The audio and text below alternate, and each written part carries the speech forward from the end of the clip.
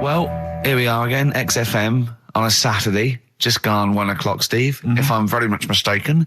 But we're not here as such. We're away again, gallivanting around. We've got to do the special sort of best of again. Okay. Which we did a few weeks ago. So this is the best of the last 3 weeks. Which I think is, I think it's the best 3 weeks we've ever had. But I'd like it condensed into 2 hours. Yeah.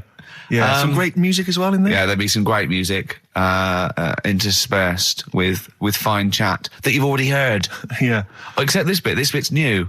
We've actually, out of the kindness of our heart, we've come in last week. Yeah, yeah. And we've done a few clips just because we felt a bit guilty about shooting off. Yeah. Even now, having heard this link, I'm beginning to wonder if it was worth our time. Yeah. Well, should we play a classic link? Let's play, what, from the last 3 weeks? After this is Feeder. All right, so here's the first bit.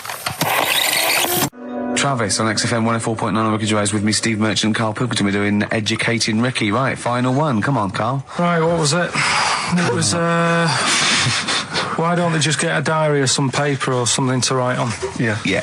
Because snappy. I couldn't think of a heading for it. It's basically Go on. People who have tattoos. I've never understood it, right? That they have something put on their arm. Right, sorry. Have we started the educate? Is this part of it? Are you educating me? This is something that will be useful in my life that I didn't know about. Yeah. Go on then. No, it's just that they've got a machine out, right, that does tattoos. You come up with a design you want, and you this machine scans it, and you put your arm in this thing, and you press print or whatever, and then it does the tattoo on your hand or on your arm. Like loads of little needles that follow a pattern? Yeah, the computer, basically, yeah. Is it a real tattoo? It's a proper tattoo one. The fella said... well, as long as it goes out, it pierces the skin with a I just wondered if it's one of those kind of, those kind of... No, it must be lots of little needles or a moving needle that can go Sorry, along but it. how is this cleaned, in between each person? Dunno, probably... I don't know. Well, no, as long as it's only that. If it's one needle, it's just the head, isn't it? If it's one needle that moves, does it like loads of little... What are we gaining from a machine doing it? Just because they're going to sort of mess it up. But hold on, how do you keep your arm still? Because your skin moves slightly. It's sort of strapped to your arm. Right, and so it's spread... the fella said that the tricky thing was in all this... It was the fact that, nobody would let him test it out on anyone else, so he had to do it himself. But did it work? Because the thing is with a tattoo artist, they can see when your skin's moved and they can see what they've done and they keep wiping it and looking, whereas a machine's just got to trust itself. Yeah. So I think one needle could go wrong. If it was a lot of needles, that it just came down, 1,000 needles that was an imprint. Yeah. But obviously I'm asking someone who hasn't delved any further than there's a machine that can give you a tattoo. That's all you've got at the moment, isn't it? Well, basically... That's all you've got? That's what I've got, because I'm not a fan of tattoos. I don't... But where did you read this again? This was... Internet? This was on the internet, yeah, it was, yeah. Okay. And I just don't understand why people do it. That's what got me attention. Because me... Sorry, what have I learned from this? That if you wanted to get one... you can get one done by a machine now. People say machines are sort of taking over and that, and there's another one. But it's just the fact. I don't know. So give us the snappy title of this education again. Why don't they just get a diary or some paper or something to write it on? That's what I always think when I see people with loads of tattoos. Like there's that fella who we were talking about the other week in Scotland who was covered 99% in tattoos. It's just like, what have you done that for? Yeah. Do you know what I mean? You can't get rid of it now. You've done it now. Yeah. What sort? No. The Pope. Yeah. What semi? Sorry, Mrs. Robinson, we're gonna have to let you go. Yeah. Go on. You are the weakest link, Karl. Goodbye. Yeah, go on. The Pope. Yeah, the Pope. Yeah, we've got the Pope. Yeah, that's not strictly a question. He wears a... he wears a dustman's hat. He wears blimey trousers. Yeah. Does he live in a council flat? Yeah, he lives in a council flat. He wears a semi-precious stone. What's the stone? The Pope wears a semi-precious stone. What is the stone? You mean, what is it called? Yeah. What is it called? What, is it got like a kind of papal name? I think it's like, is it a 18-carat one? So we got to try and get the carrot of the Pope's big diamond. He calls it Dennis the Stone.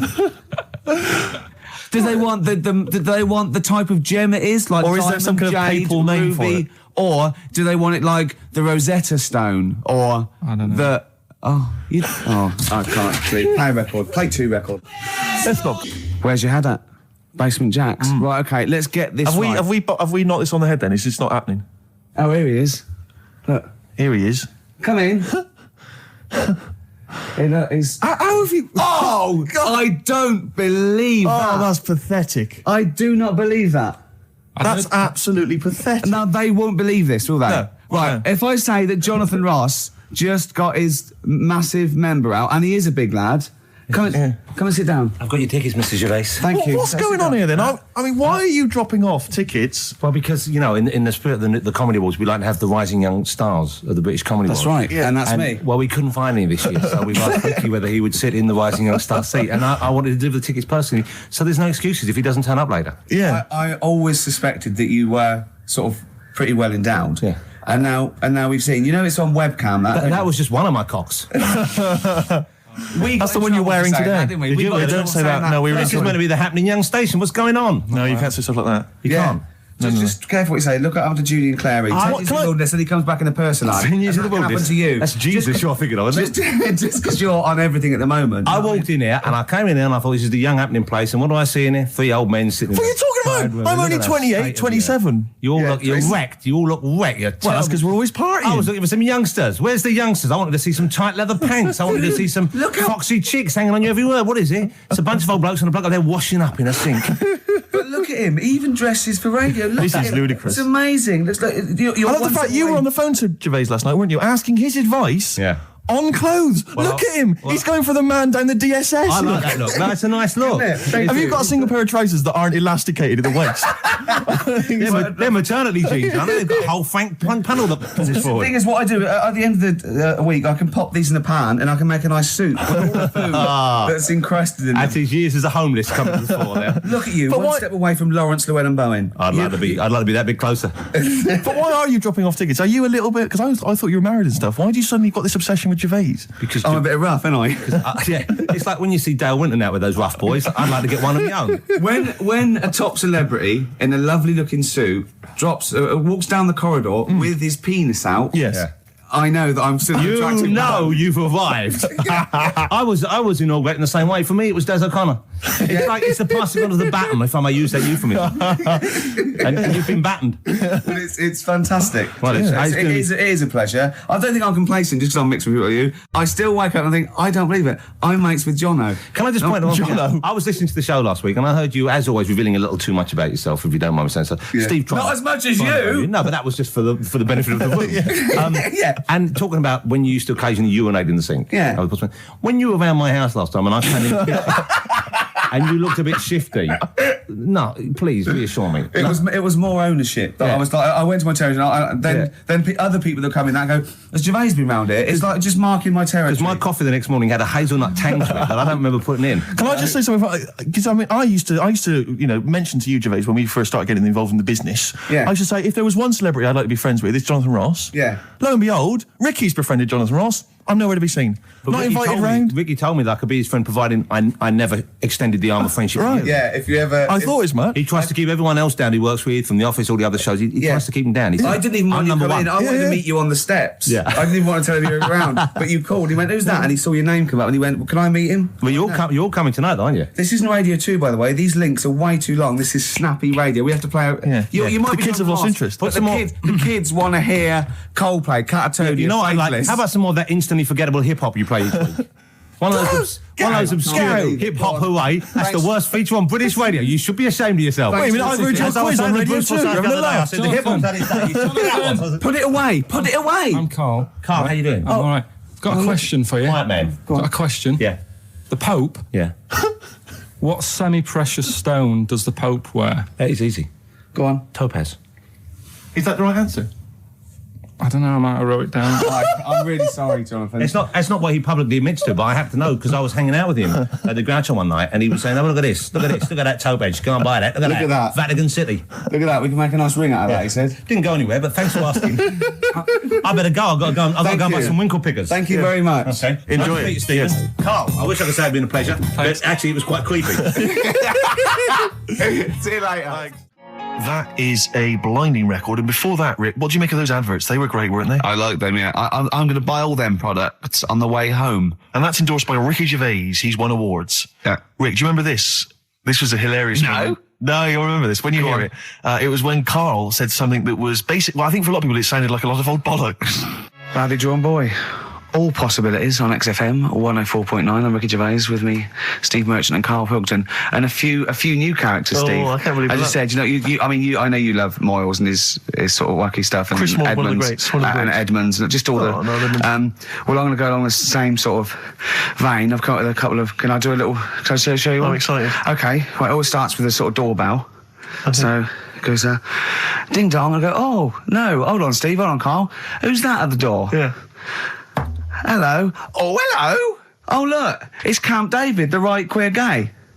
Oh, hello. You look all gay today. Is that because it's nice weather? Oh, no, that's not what it means. Oh, have you got a girlfriend, Camp David, the right queer gay? No, but I've got a boyfriend. Yeah. Oh, bye. Right. Oh, ding dong. Oh, it's another one. Another comic. Hello. Oh, look. It's Holy Fuck, the little funny Chinese fella. Wait, that's his name, Karl. That's his name, Karl. Karl. Hello, Holy Fuck. Harold. Yeah. Right? Yeah, that's fine. Mr. Fuck, you can call me Holy if you want. No, I'd prefer to call you Fuck. Yeah. Right?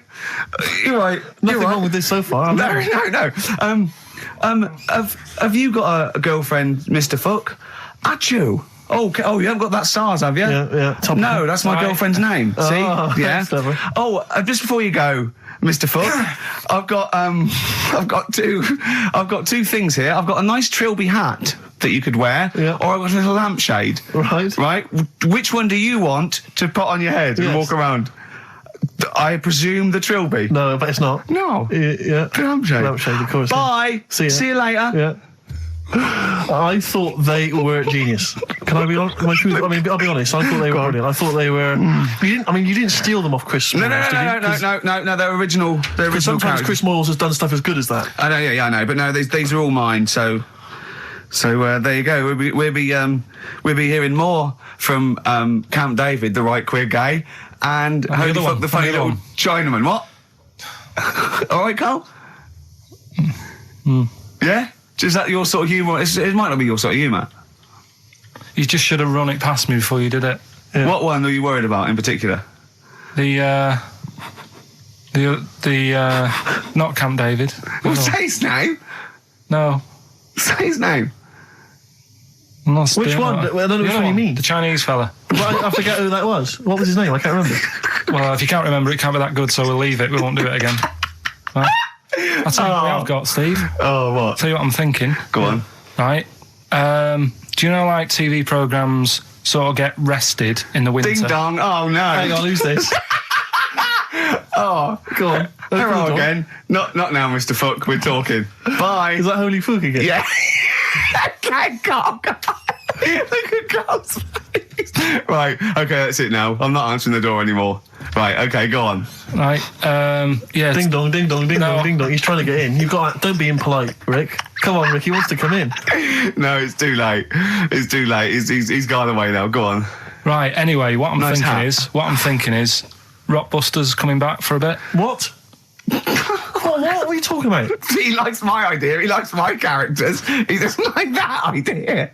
If I what, Karl? No, I was going to say, if I came up with with what? With that Chinese fella. What was his name for again? a sketch, you wouldn't have liked it. So let's do Rockbusters and see how it goes. I know you weren't a fan of it, but hang on. Yeah, but to be honest, Karl, he dissed Cheap as Chimps, and we know that's a brilliant idea. Hang on, sorry. We all agreed that Rockbusters was a piece of old toss. No, I didn't. I said it needed resting. And that's why we stopped doing it. I said it needed resting for a bit. I don't remember that conversation. What do you mean it needed resting? We abandoned it because it was appalling. It started off as a nice idea, but you just gone crazy. Let's play a record and come back to this, shall we? What do you want to play? Bit of sugar. Oh, yeah. Brilliant. That'll cheer us all up. I don't know why you were thinking of bringing this back. I'm genuinely worried about this. Well, is that the doorbell?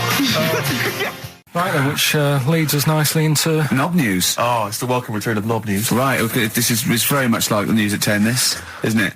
I do a bong, or in this case a schlong, and he gives me the headlines, the knob news of the day. The big, where have you collected all this knob news? Was there a lot of knob news this week? It was mental this week. The amount of stuff. The way it works, you give us the bong, I'll give you the headline, okay. Steve decides which stories we're going to talk about. And now on XFM, knob news. Schlong.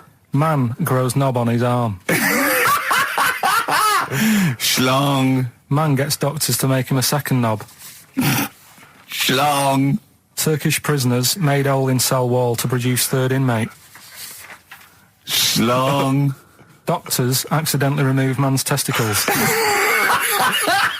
So, well, can I straight away go for the accidental removal of the testicles? Well, it's happened before, hasn't it? We've talked about that before. Well, how did what did he go in for a tonsillitis? What are they called? Tonsillectomy. And he went in the wrong way. What are you talking about? How can they accidentally remove his testicles? It says he didn't look at his folder, and the doctor said to the fella, "Oh, we've removed your testicles and we wanted to take out your prostate gland." So that's what happened. There's the story. This is what I mean. That's why I don't like going to the doctors. Yes. It happens, doesn't it? Because all these sort of it's when they say things like, "Oh, it's just we do loads of these operations." That's when they're not concentrating. Brilliant. Do you know what I mean? When they say it's procedure, that's like having a boring job that you do every day when you're not going to be concentrating. I prefer them to go, "This is a tricky one, this." I know what you mean. I do know what you mean. People, you watch TV programmes about, like, you know, removing someone's second head or whatever, and there's like the best surgeons from all over the world. It's televised. They can't make a mistake. They can't go, "We took his legs off by mistake." Whereas the fella who's having a prostate's like, "Oh, do you want to do it? I'm sick of doing them." Yeah. And they're probably doing a crossword whilst writing it. Of course they are. I've seen that actually in operating theatres. They're doing a crossword. That's what I mean. Yeah. I was just examining some of the other knob news, Rick, a little bit more closely. Man gets doctors to make him a second penis. I'm sure we're all interested in what happened there. Yeah. A German who persuaded doctors to give him a second penis has lost his wife after he showed her the result. Biker Michael Gruber lost his original penis in a motorbike accident, and doctors built him a second one using a mixture of skin, bone and other tissues. Bone? Apparently, the penis worked so well that he was even able to father a child with his wife Bianca. But Gruber was still not happy and asked doctors to repeat the operation and build him a better organ, to which they agreed. From his hospital bed, he said, "I've got 2 penises, but no wife. I'm hoping when I get rid of one of the penises, I'll get her back." What do you mean? Sorry, he had 2 put on. What side does he wear? So he's had both. So he's had 3 then. Yeah. This is probably the thing that happened with Hitler, when he had 1 ball, but he had 3 at one point, didn't he? So he just got one in the Albert Hall, gave his mum one, and got the other one. Well, do you know what happened to me on the way in? Go on. A homeless person called me a dickhead. How did he know? Do you know him? Is that why? He's like the local big issue fella. Oh, yeah. Yeah. And he knows me, he sees me walking up and down the street. Oh, that's how he knew you. Right. So, so normally I have a bit of a chat with him and that, and I walk past him. And you know, I can be a little bit cheeky with him because I've been cheeky with him in the past with stuff. You pinched his arse. No, just saying stuff like, "God, you're always there. I mean, you got home to go to," and stuff like that. Yeah, no, just breaking the ice. Go on. He knows, and he'd laughed at that last time. So I thought I can be a bit cheeky, right? So he goes, "Do you want a big issue?" I said, "No." He said, "Come on, I've got loads of them, right?" So I sort of said, "Oh, when I was a kid, and I used to do a free paper around the free papers one," I said, "Just put them in the bin and go home." Right? And he went, "Yeah, but how am I going to get any money doing that, you dickhead?" You see, I can see his point. He is homeless and having to sell newspapers to get 50p or a quid or whatever. Yeah, and sometimes I treat him right? And today I didn't have any money. I had a takeaway last night, and I normally give them £1, and I felt bad not being able to do that because I didn't have any money on me last night. Right. I couldn't look him in the eye. Did you explain this to the homeless person, the traumas of the takeaway without the tip? Did you explain that, you've had it hard as well? I go, look, you don't I know had food delivered to my warm flat. Yeah, it was a nightmare. You don't know what that's like. You don't know what the trauma is because you can't have food delivered to your flat because you haven't got one. So please don't look at me like that. You should have said. But most people ignore him. At least I gave him a bit of acknowledgement and sort of... took the mick. Yeah. I didn't think I was just being friendly. Yeah. No, I know. You got to be careful with the homeless because this is true, and when the clocks went back recently, so you got an extra hour in bed. Yeah. And I was at Cash Point with a friend of mine, and there was a homeless person sat by the Cash Point, and we were getting some money out, and she said spare some change, and my friend thought, he's a bit awkward. He just trying to make conversation with her. He went, clocks go back, extra hour in bed. Oh no. I gave her £2. I felt so bad.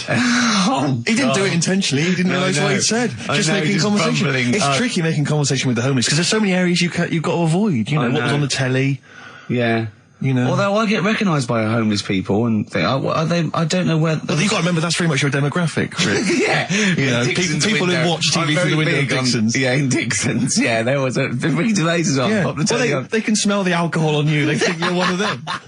There's a fella who was in a coma for 20 years. Just they kept taking him through the normal day. They take him to Alton Towers and stuff. Doesn't know anything about it. Just kept going through the motions. Don't know if they kept charging him. Kept putting him through all that. He eventually came out of it. 20 years. And went, stop taking me to Alton Towers, it's shit.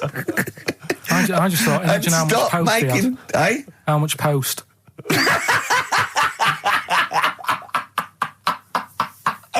Oh, Did you read about that guy in the paper, Carl? He, on the internet.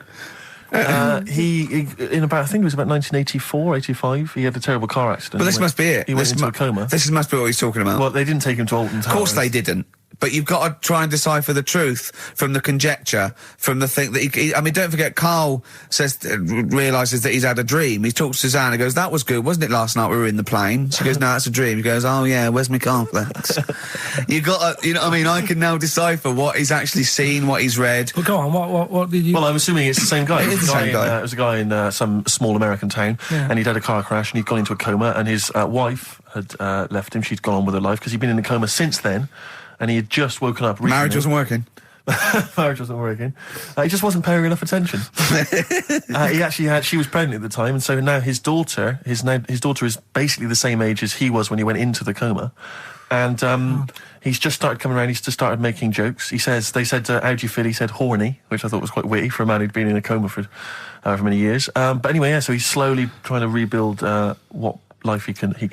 That's what do you make of that, though? Because the thing is that he's missed. Imagine what he's missed, Carl. Imagine the music that he's missed. The Live TV Aid. programs, Missed Live Aid. Live Aid. He missed Phil Collins playing in 2 continents in one day. Frankly, I'd be devastated if I discovered that. Missed Bros. Yeah. Yeah, so he doesn't. So he put on ripped jeans and they go passe. They just have to send him a series of those I Love 1986 programs with Kate Thornton filling him in on what he's Exactly.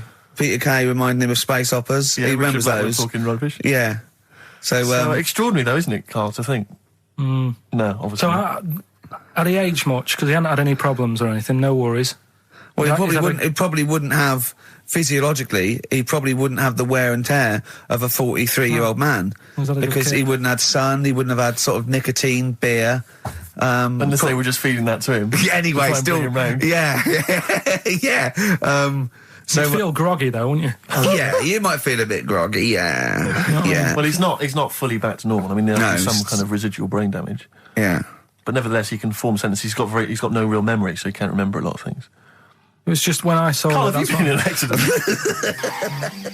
XFM 104.9, we're not here. This next clip is one of my favourite clips. Look, it needs no introduction. Here it is. Yeah, Rick, I don't know, I just wanted to bring your attention to this. Someone passed this on to me. It's from the Guardian's media website. There has a sort of website that's dedicated to kind of media information. Is this about our complaint? Well, the headline is Comedian Rapped Over Radio Innuendo. Right. Jessica Hodgson has written the article. Are you familiar with this? Have you seen Well, this? be careful now, because we actually got a complaint, and people don't know this, we got a complaint upheld, and Well, all of this we're very sorry. We didn't mean to offend, and it was a while ago, so we are going to be very careful. Carl's getting very nervous. We're just going to read out. We're not going to editorialise, Carl. We're just going to read out what the Guardian printed about us. All right? Okay. Comedian Ricky Gervais has had a dressing down from a broadcasting watchdog for his repeated use of the word cock in a lunchtime radio show. That's all right. That's what it says. Fine, Carl. that's what He's not going to say it again. He's not. Yeah. Go on. Imagine this is the news and I'm reading it. Yeah. The Broadcasting Standards Commission upheld a complaint against the comedian for coarse sexual innuendo in the programme on London station XFM. The Commission acknowledged that the presenter's remarks were intended to be humorous, but took the view that the amount and detail of the coarse sexual innuendo had exceeded acceptable boundaries for broadcast, said the BSC in a statement. The complaint objected to a section in the Comics Saturday afternoon show when he discussed the different meanings of the word cock. Gervais wondered aloud whether the word was acceptable when discussing birds, but not the male sexual organ. A BSC spokesman said the comedian went on and on about it for nearly 5 minutes. XFM, a self-styled alternative radio station, said in its defence that its remit was to provide cutting-edge programmes for a youth audience. The station said the programme's brief was to include elements of alternative comedy within certain shows that would not fit within a more mainstream radio station format.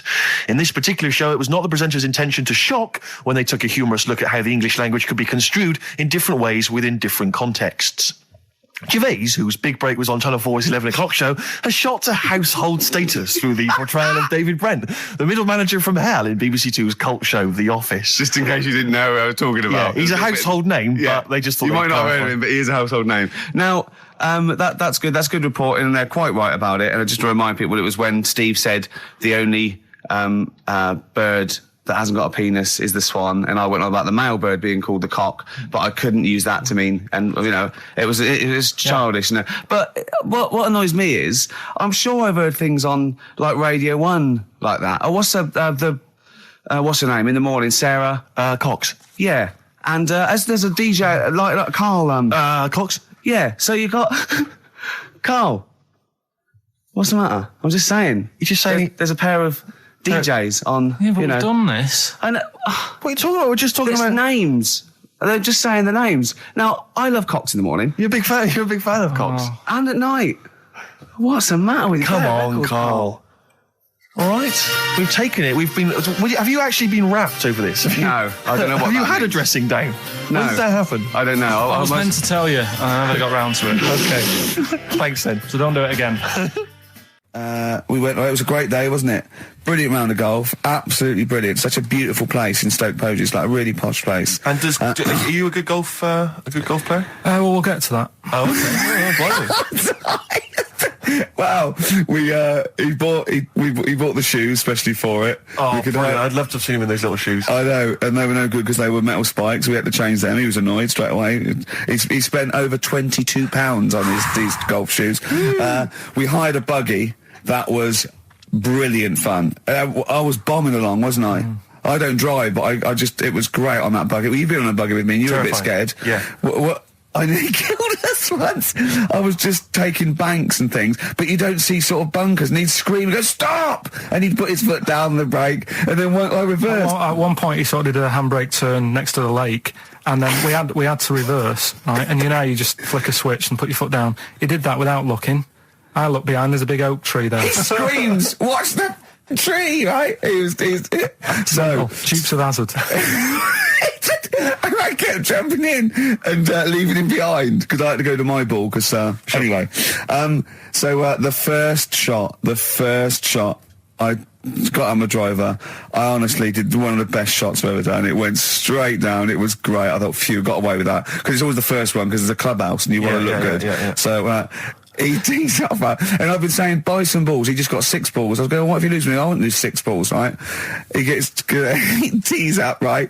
Whacks it. It goes miles, like right angles, straight into these the woods, right? He turns around, he goes, go and buy some more balls.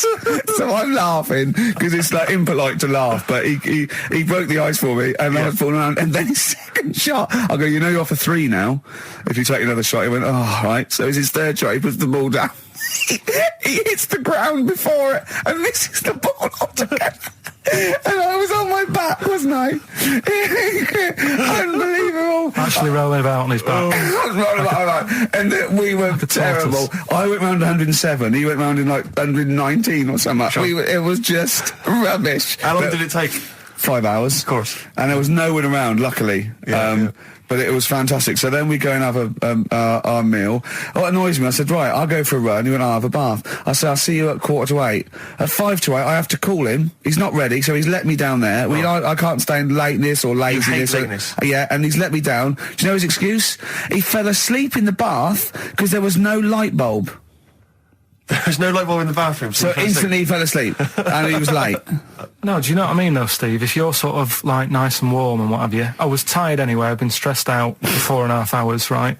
My life flashed in front of me a few times in that buggy. So it's all sort of wears you down a bit. I thought, right, I've got a headache.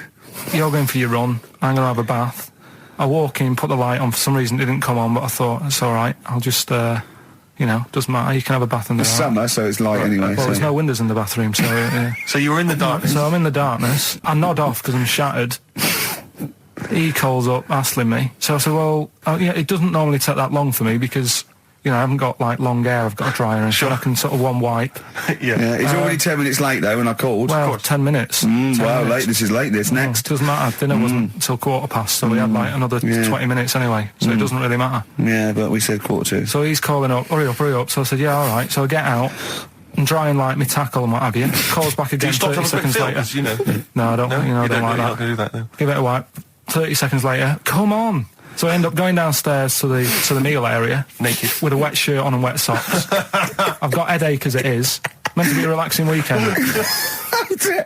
But anyway, so we have our meal, which is really nice. And then we're sitting in the bar. I'm having a cigar by the fire. Yeah. Like, we're having a rather nice Pinot Grigio. Yeah. He's there going, I've got headache. Is this 1955 that you live in? I know. Yeah.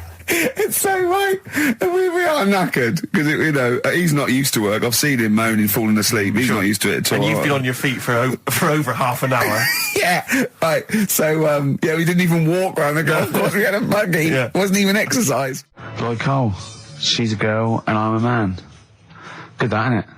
On XFM, 104.9, Ricky Gervais, Steve Merchant, Karl Pilkington. As ever, Rick, there's always someone who steps in to defend Karl. Okay, what is the defence? Here's an email from Scott Coomer. He says, Karl is actually right. I've got an A-level in statistics and probability. It doesn't matter how long they have and how many monkeys you have. You cannot guarantee they would type the complete works of Shakespeare. Infinity makes it probably they would get it right, but not definite. Yeah. Well, yeah. Yeah. That's what I was saying. No, you weren't saying, Karl. You don't understand it. Infinity sort of sorts it out. But if they do anything, they nearly do everything, won't they? No, I mean they'll give it a good shot. No, that's not the point. But the I'd point be is surprised if they did one page right. Right, listen. It's not to do with consciousness. It's not to do with them aiming. They are just bashing away at the keyboard. It's like they're used to show that there isn't consciousness. They chose the chimpanzee because it can type, presumably, hit the keyboard. It's because they hadn't come across you at the time. Yeah. It's to take out thought out of it. It's to take out reason and trying, right? It's just random. They're saying that if you typed enough things, if the computer was left typing everything, if you left it for an infinite amount of time, and they chose Shakespeare because there is meaning behind it, and it's difficult to get it exactly right, to show you that Infinity would come up with it's not just Shakespeare, it's every novel. It's everything. Fairly eloquent there from Gervais. A quick riposte, please, from Karl Pilkington. No, I'm just saying, what I don't understand, if it hasn't read it, then how does it know where it's going? Listen, right, listen, right, Can I just explain to people, right? Some people have said, why are you cruel to Karl? He drives me mental with things like that. What do you mean, well? Can I just, let me just take a breather for a How do I do your editing? He keeps coming in the week. You know that I work here properly, in the week, don't I? Yeah, I've got a proper job, Yeah. Should be 9 to 5, but I normally get in at about 8 o'clock and work. A lot of people get in at 8 o'clock.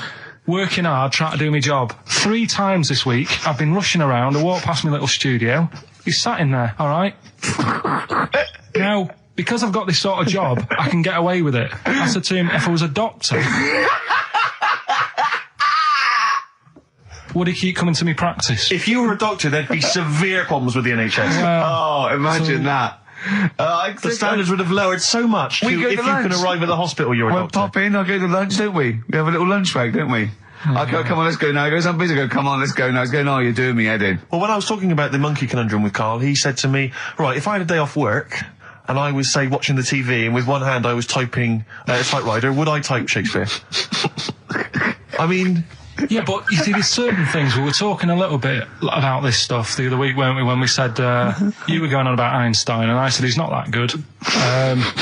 E equals MC squared. It sounds good, but I've never used it and that. Right? I've never used it! You haven't used 2 and 2 equals 4, Karl! The fella with an apple fell on his head. It could have been anyone sat under that tree. Do you know what I mean? It's just annoying. Lucky. And it just happened to be a genius. Newton gets all the credit for his laws of the universe. Well, other people were working whilst he was having a lunch break under the tree. So in a way, it's like he didn't deserve to have that success story. Again, forget the apple and the tree and whether he was sitting down having a lunch break. It's totally irrelevant. Yeah, but what I'm saying is there's certain things that will just happen. It's like, I think we were talking, when we were out eating the other week, we were talking about Noel Gallagher. Well, this is the reason the monkey discussion came up, right? Noel Gallagher... I don't know what to say. I don't know what to say. Rick, I don't want to misquote Noel. I'll be like Herbert Lom in Clouseau. I'm going to get a twitch whenever he opens his mouth. I don't know where to start with some of his statements. Well, as I say, this discussion began because we were talking about a quote that Noel Gallagher supposedly gave. Now, I don't want to misquote Gallagher, but the gist of it was that he said, had I... written Wonderwall or whatever, instead of the Beatles writing Strawberry Fields or whatever, I'd be the one that was considered the great songwriter and it wouldn't be the Beatles. It's just the fact that they came first that meant that they get all the credit as being the greatest band. I don't know where to start with that statement either. I mean, that's Gallagher's thing and he's, well, whatever. We know what we think of that. What was your point, Karl? You agreed with him, didn't you? Yeah, I reckon, right? Do you know we've talked about putting a baby in a room before and it'll know what colour it is and stuff? If you got a room that's painted red...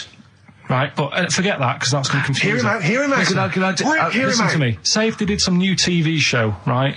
Like, what's that film with Jim Carrey in where The Truman Show. The Truman Show, right? So they make up a little room, and some woman has some kids, and you say, right, let's put the kids in this room, and they don't know what's going on outside. They don't know anything about, like, EastEnders and that. It's like their little world, right? They don't know anything that's gone on. How could a child survive without EastEnders? Right, listen. So, you sat in the room, right? And then, when they're all asleep... Right, wait for this bit. Someone Have you heard this bit? Wait for this bit. They're all in a room. Yeah. They're asleep. Yeah. Someone pops in, puts a guitar next to the bed. Right? Nips off out again. They wake up in the morning... And one of them goes, what's this? They don't even know it's a guitar because they've never seen one, right? They're talking English, though. Yeah. We just left guitar out of the vocabulary. Right, so... There's plenty more to come. So, one of them will pick it up, and they'll go, I don't know what it is, and they'll start strumming, they'll go, that sounds good, doesn't it? Give them a few weeks, they could come up with Hey Jude. Whereas, typing Shakespeare... A monkey that can't even spell. I see that. Can't answer it. I might come with you, Rick, if that's all right. We've got to sort out that Christmas special as well. Yeah, no, sure. All right, I'll see that. I'm shooting off then as well. Darkness growing on me. Love that, love the darkness. This is the Best Of Show on XFM 104.9. I'm Ricky Gervais, with me Stephen Merchant. Yes. I hope you're enjoying the Best Of. Depeche Mode there, and I Feel Loved. Who'd have thought Depeche Mode would have been that huge? I think I've seen little lads from Basildon with little plinky plonky sound. I thought that'd be it. They'd be like Visage or something. That'd be it. And now they're stadium rock fillers. They're huge. They conquered America. He went through some hard times. He came out the other way, and well done. But see, I think what you just said there is a very good example of why they are and why certain other bands aren't. Because if you think about it, for me, you see, whenever I think of a band name, if I see a new band's come along or whatever, I always use a very simple test, which is, can you imagine that you're the announcer at a huge event? Maybe it's like broadcasting around the world, like Live Aid or something. Nelson Mandela Or concert. it's a Nelson Mandela Freedom concert. Yeah. And you can imagine someone... He's there. Nelson's there. Yeah, with the Spice Girls. Oh, they're all there. But you can imagine someone saying, ladies and gentlemen, please welcome to the stage, Depeche Mode. Yeah. Rolling Stones. The Who. Exactly. But you can imagine someone saying, ladies and gentlemen, please welcome to the stage, Visage. Ladies and gentlemen, will you please welcome our headline act? Welcome Idlewild! Exactly. Ladies and gentlemen, please welcome to the stage, Ned's Atomic Dustbin. It doesn't... You know what I mean? You just know that Levellers! some bands aren't going to make it. Ladies and gentlemen, please welcome to the stage, Mega City 4. You know what I mean? It's So it's just a simple test. We'd like you to do that at if home. you're thinking of starting a band, or you've just named your band, you're just beginning, just phone in, tell us, or email in, tell us what your band name is, and we will use that simple test. And we will do the test. Ladies and gentlemen, will you please welcome to the stage the Franken Walters. Jimmy Eat World. Ladies and gentlemen, please welcome to the stage Cooper Temple Claws. I don't think it's going to happen for those lads. Here's a good It's one. a simple test anyway. But 100 reasons, please welcome to the stage. 100 reasons. 100 reasons I think would work quite well. Could you give the email address ricky.gervais@xfm.co.uk. But if you want, I'll pay for you to take history again. Carl, we'd love to see you get a C or above. And Well, we're I'll willing pay to... for you, and I'll get you some books. Right now, listen. We can let's get. I reckon. When are the exams? June. Something like that, yeah. We're registered. We'll try and register next week, and I reckon you can get an A or B I'm history. Busy, I'm in busy. history. No, don't worry about it. It's just easy. I get you Brody's notes. If Heat magazine, they love you, Carl. They could probably sort something out. They could probably pay for a tutor. They got a lot of money. They sell a lot of magazines. I mean, it is always, almost always, and you found that out, I discovered this, it's always the Tudors and Stuarts. There's no fear for them not coming up. Now, what do you already know about them? You must already know stuff about Henry VIII and Elizabeth. No, because it's too long ago to even get interested in. Do you know what I mean? You can't. Is that why you relate didn't- to it. Okay. The Anderson thing, it was like, God, I bet my mum and dad were in an Anderson shelter. This is interesting. What, when they- Oh, my granddad would have, had something to do with this. But the Tudors, it's like, I don't know even if they had a family back then. Play a record. If we come back. Hang on. Sorry. Just because I need to introduce the new feature. Yeah. for the I record. don't know if I had a family back then. Carl, listen, let me just ask. ask you now, right? If you can finish this sentence, we've got a chance. Divorced, beheaded, died. Divorced, beheaded. Died. What is it? We just need to do a little bit of work, but otherwise I think you're going to be fine. It's how you remember what happened to Henry VIII's wives. They're little. Divorced, beheaded, died. Divorced, beheaded.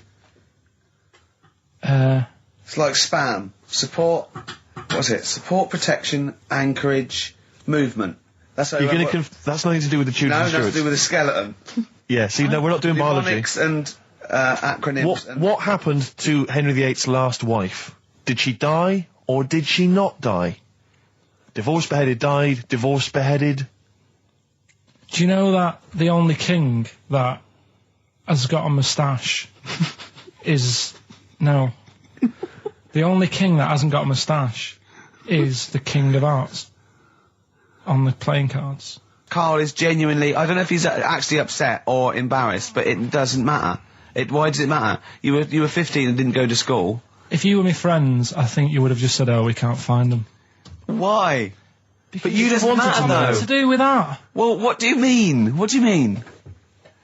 It's ridiculous. Do it again because you want to learn. Because there's great things in the world to learn about. Don't worry. Look, GCSE is vocational. Is vocationally for a 15, 16-year-old to go on to do A levels or whatever, or to get results. But you don't need that because you've done very well. You don't care about the Tudors and the Stuarts. I mean, I mean, I've had a couple of jobs, not this one, because you don't need qualifications to get a job. Obviously. In the radio. Yeah, obviously. You're absolutely right. But Yeah. the ones that I have got in the past, I did, because I didn't collect them, I had to lie. And I didn't go mad. I didn't say I had A's and stuff. But I didn't put history down because I didn't even know I did it. So it's a bonus. I kind of treated myself to a D and a couple of C's and that, so it's like, well, he's not... I love the fact that Carl even then was honourable. It's like, I'll at least put down the ones I think I took and lie, but the ones I didn't take, I won't lie about. Yeah, and don't give yourself a B. If they're going to find out you lied, give yourself a B next time, It could Carl. backfire, couldn't it? I mean, my brother's a bit mental and he used to do things like go for jobs and say, oh yeah, I've done this before. Like being a mechanic, and he's never even picked up a spanner. And yet, he'd have the confidence to go and try and fix cars. Where I'm not that daft, but... God, and he... Who do you blame for this? That's just an easy way out. I have to blame myself. No? Yeah. What was the teacher like? Well, there's loads of different ones. I didn't like... I mean, the history teacher, it is my own fault, because with her, she's a bit mental. And I used to kind of stop the lesson by saying, "Oh, miss, tell us about your fireplace you've got that is made from a gravestone." Because that's what that she would had. stop any English teacher in their tracks. And she loved telling you about it. Yeah, so it was like, oh, I learned brilliant. that from a teacher. So that's why I didn't know about divorce, head loss, and all that. Yeah. Dandruff legs. Horse, head loss, dandruff legs. But remember now, divorce beheaded died, divorce beheaded survived. That's all you got to remember. And what's that? That's what happened to Henry VIII's various wives. In order. What does it spell out? No, it doesn't spell out anything. You just got to remember the rhythm. In order in which he married. Yeah, but it helps. It's like when my mum taught me the alphabet. She taught me as like a song. A, B, C, D, E, F, G. Yeah, constant. No, not like that. Huh. That's how everyone else could do it, and I couldn't do it that way. Right. What tune did she do it to? It was A, B, C, D, E, F, G, H, I, J, K, L, M, N, O, P, Q, R, S, T, U, V, W, X, Y, Z. I feel like, feels like Christmas Day. What, you didn't get the gift you wanted? Yeah, do you know that, like, anticlimax? Yeah. When, you've been looking forward to it for so long. Yeah, you know. Well, I mean, I knew you were looking forward to it. That's why it took you 14 years to get the result, and then it was 2 other people that got them for you. Do you wish that we hadn't done it? No. It's alright. It's alright, isn't it? What's your girlfriend going to say? I don't think I'll see her again. She likes a man who knows about the Tudors and Stuarts, does she? Yeah, first gladiator, then the... Yeah, you've been bluffing. Whenever she said, "Where did you go to Studios?" You go, "Good." Like, lots of things, but look, it's a bird. What happened to Henry VIII's last wife? I wouldn't... yeah. Oh, look, Friends is on telly. Friends is on. No, I just changed the subject by saying things like, you know, about the only king in a pack of cards. That threw off the scent. That threw us off the scent. That wouldn't fool an invigilator, would it? That's the thing. You can't use that one with an exam board. I said in the past to you, Rick, that my grandparents, so I love them dearly, but it's like for the last 30 years they've been waiting to die. I know. It's like they just sort of, it's like, you know, the novelty wore off of life. Life in the 50s. Yeah, they got kind of bored of it. Life, in the 40s, it was brilliant. All sat around the old Joanna as the bombs fell, singing. They loved that. The 50s, you know, that was great as well, because that was the post-war years. It was, you know, it was a bit tight in the pocket, but it was all right. Everyone pulled together. And then the 60s came along, all the crazy music, the funny hair. Let's stay in bed. Exactly. They basically stayed in bed. And it was one Christmas when my grandmother said to my dad, "What do you like for Christmas? What do you fancy for Christmas?" And this must have been, I don't know, 20 years ago. She said, what do you fancy for Christmas, Ron? And he went, "Well, you know, I could do with a nice big kind of warm winter overcoat." She said, "Don't worry about that. Don't worry about that, because your father will be dead soon. It's right, you can have his." Meaning my granddad. Well, to be honest with you, my father's still waiting. Which is good news. Good news for my grandfather. Less good news for my dad. He's freezing. He's freezing. How is he today? He's fine. Okay. Oh, I'm freezing. It is such a weird mindset, that. I think it's that, to me, is what sums up people from that older generation, the 40s and 50s. And it seems to me that you've got that kind of mindset. It's like you were born in the 30s. And whenever you talk of your childhood, it's like you had like a baked potato to take to school. And a hoop and a stick as a Christmas gift. The other thing is, I think that that sort of generation, it seems that the man is dependent on the woman. There's a total dependence. Oh, absolutely, If she dies, he's done. Yes. He's done for. He'd just pine away. If he dies, she's got 30 years of pottering. Absolutely, yeah. Do you know what I mean? Yeah, and going to, like, you know, the youth club and the church. I know what you mean, yeah. It's sort of like that. It's sad. Of course, it's sad for them, but it's sort of not the end of their life. No, sure. And it sort of is the other way around. I don't know why that is. Yeah. It's terrible. That's a little melancholy thought for I know, Christmas I've really brought it. You brought it down. You've brought it down. I've brought it. This isn't a nice show at all. This is terrible. Well, we're going to have people just killing themselves. What? Because my Auntie Nora, she same thing. Pumped her with loads of drugs. She used to have a cabinet next to the bed is like boots. She's got loads of stuff, right? For all sorts of stuff. And, I mean, she's not that old, but she's on loads of stuff, right? She's a bit coked up, is she? She called up my mum once. And, yeah, you told us this. Go on, tell it again. And she said, "Oh, how are you doing?" And that. She's all right. Bit worried though. My mum said, "Why? What's up?" She said, "I've been breaking wind." So she goes, "Well, you know." She says, "No, but this one is going on and on and on." And she was like, she was like, what do you say? What's like passing wind, farting for 5 minutes. one thing, not like, you know, trumping and then nothing. Yeah. Continuous. Continuous drone of a fart. Yeah. I don't think she had... How big was she? She must have been the size of a barn. No, she's not that big. She's, she's good for her age. No, but I mean... Quite slim. No, It's but just- fine for 5 minutes. Where's all the gas? Was she circular breathing? Was she sucking it in with her mouth? It was just... I don't know that much about it. But she called up my mum. About 2.5 minutes in... Could you hear it in the background? 2.5 minutes in! 2.5 minutes in, she called my mum up, and it went on for a further 2.5 minutes. Oh. And she just stayed on the phone, did she? Where was... Going, well, can you hear that? Well... Yeah. Did she hold the phone next to her arse? Listen to that. She was off the I'm ground. trying to work a tune down. She was actually hovering. She was 4 foot off the ground when they found her, the ambulance men. The cat's dead. Don't light a match! Don't light that cigarette! Yeah, it's like that advert. The kids come home from school, switch on the light. Yeah. Then they see Granny hovering, turn the light on. Be careful if you have an elderly woman at home. Yeah. Drugs make you fart. So that's what I'm saying, just let these people... What are you saying? No, wait a minute, what are you saying? I'm saying let people enjoy the life they've got left. No, you're not. You're saying don't put them in hospital, leave them at home to die. No, I'm not. Give them a Rubik's Cube and let them die. That's what you're saying. Yeah, I'll tell you something now, right? Steve, I'll tell you something. I didn't want to do it because it brings the show down, but she did die. Who, the blue-handed lady? Yeah. How do you know? Because I said to my dad, how's the woman next door? She said, she went last night. They've got an old fella in there now. God.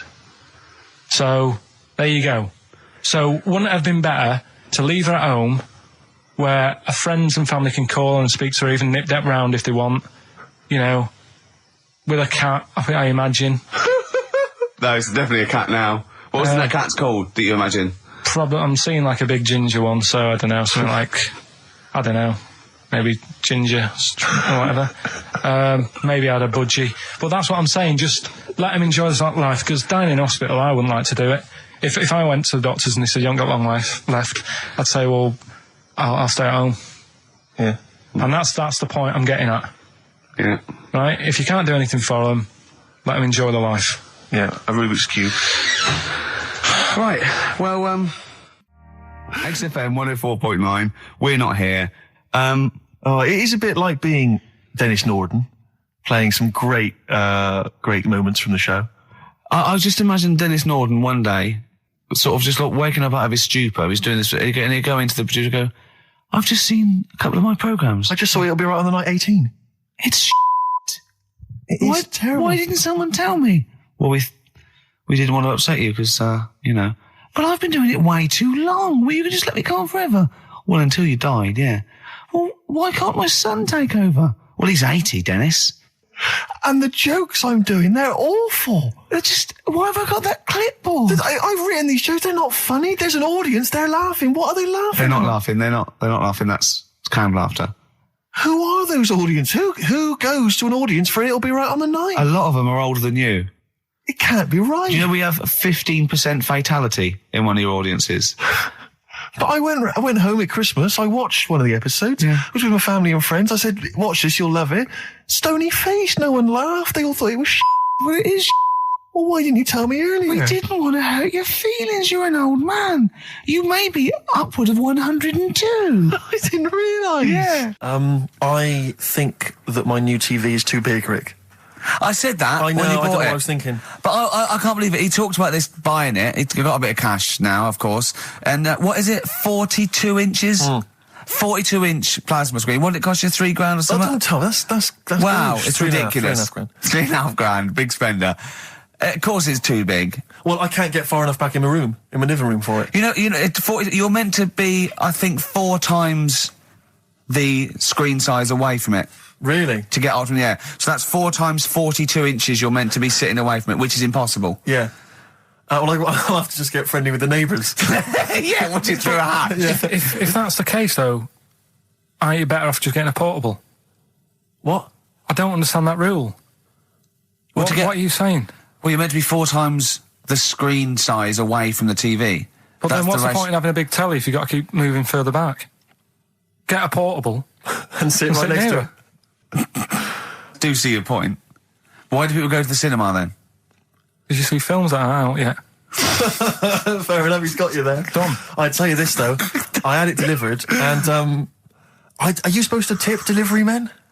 Of course you are. I don't know. You see, I've never had anything delivered before. I never spent that much money. Not if it's a courier with an envelope, but if it's a bloke who's struggled up the stairs, two fat blokes with a fridge, then give him a £5 for a drink. But the problem was, I didn't realise, and I was thinking to myself, I wonder if I've got to tip him. And the guy was leaving, and my mobile phone went off in my pocket, and I reached in to get it. He put his hand out, thinking it was a tip. I went, it's just my phone. And I felt terrible after he left. I didn't know. What was I going to do? Run down the street and offer him a £5? No, of course not. No, I'm not made money. I just spent it on TV. Yeah, I got no money, mate. Yeah. I just spent it all on this. I had to clean out my jar, everything, the drawers. Yeah, I had to take some bottles back.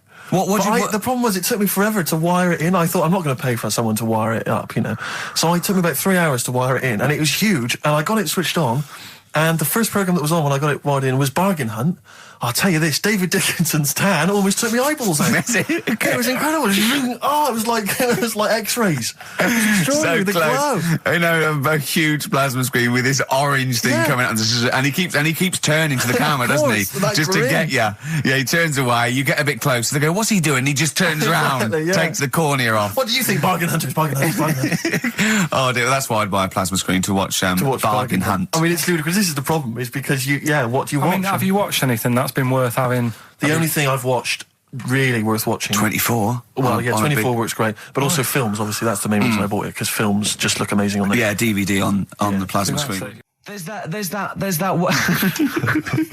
There's that one that a bloke, right, was going to get a phone call at 4 o'clock to find out if his business was, okay, right?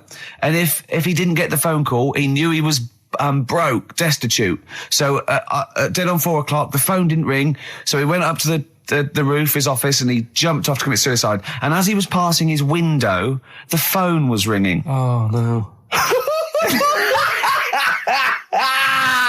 Carl, it didn't happen. Didn't happen. Think it through. Who told that story? Who told that story? As he hit the pavement at 120 miles an hour. He's the only person who could have known that series of incidents. Also, why didn't he wait? As his life's at stake, why didn't he wait till 5 past? I'm going to give it 5 minutes just in case. In case the lines are busy. Yeah. And what sort of bloke goes out, I'll call you at 4, okay, if your business... Well, call me anyway. No. If I don't call exactly 4, then, you commit suicide. Commit suicide? I would, because if I don't call at 4, that's the end of it. Well, call me anyway. No, that's not the way I work. Why can't he just call me and tell me the other way? Well, I'm telling you how I do it. If you're bust, I don't call. Can't he just call to verify in case something goes wrong? What if it's engaged? It won't be engaged. Just commit suicide at 4, please. It didn't happen, Carl. What exactly is there then? Is it just a kind of moon-like kind of surround with just kind of dust and rock? That's exactly what you see. I was there when the Mars thing went wrong. I would have just sent a camera crew there, filmed a bit of that, right, and say, here we are, this is it. Ignore the little coffee shop in the background. Right? This is Mars, because that's where it's like just loads of dust, holes everywhere. Tidy it up. Little round-headed aliens complaining, whinging, just like Mars. Yeah. So, is there what's the best bit about the holiday? Come on, pretend you're Judith Chalmers. I have been doing. I would have done all. I would have said that. Don't bother. Right. I mean, the hotel was good. Yeah. That was all right. What was that like? It's all right. Just, clean. That's all you want, isn't it? See, that's not quite what Judith Chalmers does. She doesn't go, what's the hotel like? All right, yeah, clean, isn't it? All right.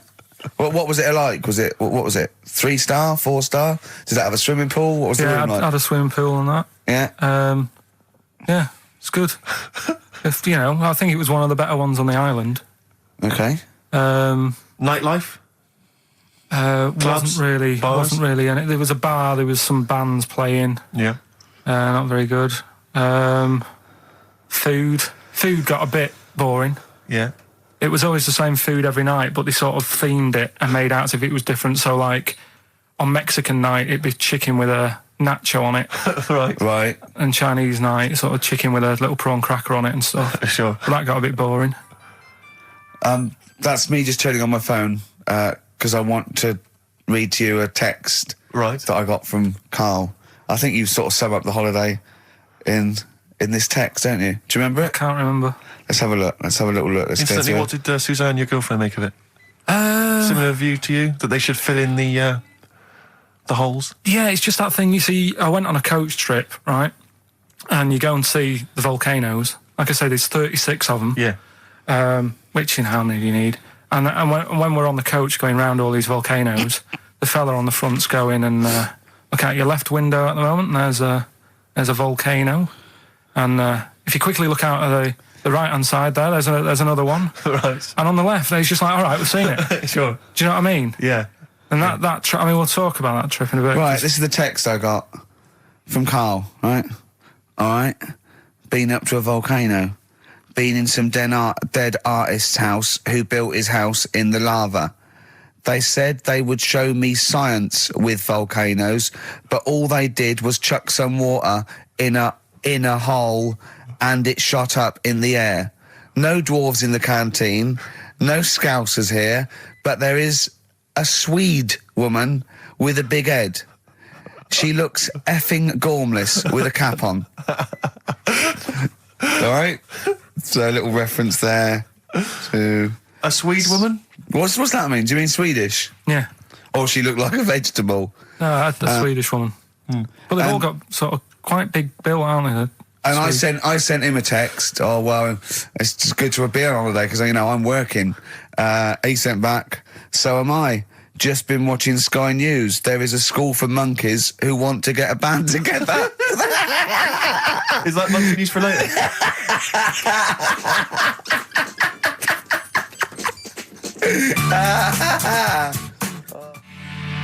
Oh My Corazon by Tim Burgess. I can't get enough of that. I love that chorus. On XFM 104.9. Ricky Gervais, Steve Merchant and little Karl Pilkington. But it was a nice holiday. Yeah, it's all right. It's just, I went there to relax and that. Exactly. Did a little bit of that. Trying to think of some new, features and stuff. Sure, always working. 3 holidays a year, Jesus. Oh, well, not really 3. Oh, two. It's all one big sort of like work thing to me and Steve. 2 holidays, isn't it? Work hard, you need the holidays. So, yeah, the things that annoyed me was like, you get bored, sat around the pool after a couple of days. I'd read my book. Yeah. There wasn't much going on the... Not even any crabs to throw sand at, was there? No crabs or anything. They wouldn't bother with Lanzarote, right? So, decided to go on a little trip. That's when I saw the volcanoes and that, 36 of them. So, we go on the trip, and the thing that annoys me, it does happen every holiday that you go on. If you go on a sort of a package thing, they have these trips, right? And you pay about 40-odd quid, and they give you some wine to sort of make it feel like you're getting your money's worth. But how many of these trips have you been on then? Loads. Probably about 12. More holidays than I've had. Go on. So anyway, so you're on the coach, right? And they take you for the volcanoes. They took us in the middle of nowhere. Yeah. Right. There's nothing else round there. Sure. It's like I say, it's like Mars, but with holes in the ground. Yeah. Right. And they sort of drop you off, and they go, right, everybody, see you back here in an hour. There's loads of volcanoes for you to look at, and a coffee shop over there. And for a fact, right, you don't need an hour there. You could just say, well, just keep the engine running because I'll have a look in this hole, we'll get back on, give us 5 minutes. Don't need an hour. Absolutely. But that they've got something going. It's a backhander, definitely. What, with the coffee shop? Definitely, yeah. They go there. And they get everyone to have an ice cream and a coffee, and they sit down, have a fag, talking to the bloke. Yeah, and it's like, cousin. Yeah. How much was the coffee? Was it probably about €3 euros? So I think it was £3.50. Sure. Yeah. Which is, I don't know what. That's about £2.5 quid. Yeah, they've stitched you up. What? Ricky and Steve are here. Karl Pilkington is away today, so Mr. Ian Camfield. Stop it! This is my signing off link. Right, look, I'm running into your show now and it's your fault. Mr. Ian Camfield's with Ricky and Steve today. Jimmy Carr's on X-List duty tomorrow. If you didn't get a request in, I'll see you 10 o'clock next Saturday. Merry Christmas. XFM. Comfort and Sound by Feeder on XFM 104.9. I'm Ricky Gervais. With me, Stephen Merchant. Hello there. But no Karl Pilkington. No Karl. He's in Lanzarote. Lanzarote, But we have got a very, very special stand-in.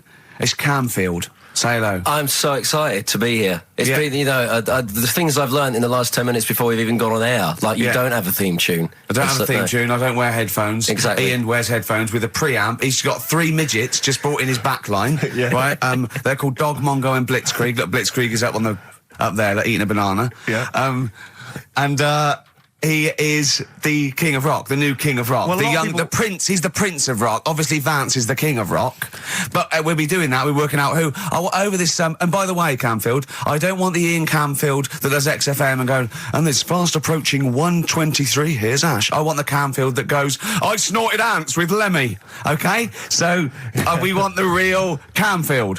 All right. I bought in Metal Christmas, is that all right? That's my only request from this show, that we do play Paul Di'Anno's version of Santa Claus is Coming to Town. The rest of it's over to you. Yeah, we're going to play some Christmas tunes. We're going to play some, our favourite hits of the year. But mainly, this is the rock programme. This is the rock programme. What worries me, Rick, is there's a lot of people who listen to our show and they're not regular XFM listeners. They just kind of crawl They're out not of their regular morphine people. stupid on a Saturday afternoon, put the show on. So they might not be familiar with Well, Ian Camfield is a young man. He's been in... he's about 14. He's been in radio... It's weird, he's 14, but he's been in radio for 15 and a half years.